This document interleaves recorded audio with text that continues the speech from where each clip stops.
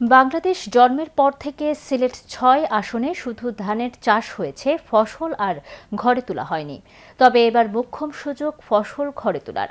সবাই ঐক্যবদ্ধ হয়ে আগামী জাতীয় সংসদ নির্বাচনে গোলাপগঞ্জ বিয়ানীবাজারে বিএনপিকে বিজয়ী করে আসনটি খালেদা জিয়া ও তারেক রহমানকে উপহার দিন। গোলাপগঞ্জ উপজেলার হেতিমগঞ্জে আয়োজিত শুকরানা দোয়াপূর্ব আলোচনা সভায় প্রধান অতিথির বক্তব্যে সিলেট ৬ আসনের বিএনপি মনোনীত প্রার্থী ও জেলার সাধারণ সম্পাদক অ্যাডভোকেট ইমরান আহমদ চৌধুরী এসব কথা বলেন। তিনি আরও বলেন, বিগত ৫৪ বছর বিভিন্ন জটিলতায় সিলেট ৬ আসনের জনগণ সরাসরি ধানের শীষে ভোট দিয়ে দলীয় প্রার্থীকে সংসদে দেখতে পারেননি। এবার এসেছে সেই সুবর্ণ সুযোগ।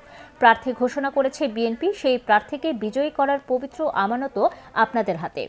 ধানের শীষকে বিজয়ী করে গোলাপগঞ্জ বিয়ানীবাজারে উন্নয়নের বিপ্লব ঘটানোর সুযোগ করে দিন। বক্তব্যকালে ইমরান চৌধুরী বৃহত্তর হেতিমগঞ্জ এলাকার উন্নয়নে নানা প্রতিশ্রুতি দেন। ইমরান আহমদ চৌধুরীকে সিলেট ৬ আসনে প্রার্থী ঘোষণা করায় আল্লাহর শুকরিয়া বিএনপি চেয়ারপারসন খালেদা জিয়া ও ভারপ্রাপ্ত চেয়ারম্যান তারেক রহমানের প্রতি কৃতজ্ঞতা জানিয়ে বৃহত্তর হেতিমগঞ্জ এলাকাবাসীর উদ্যোগে হেতিমগঞ্জ বাজারে অনুষ্ঠিত এই সভায় সভাপতিত্ব করেন ফুলবাড়ী ইউনিয়ন বিএনপির সভাপতি আতাউর রহমান আতামিয়া।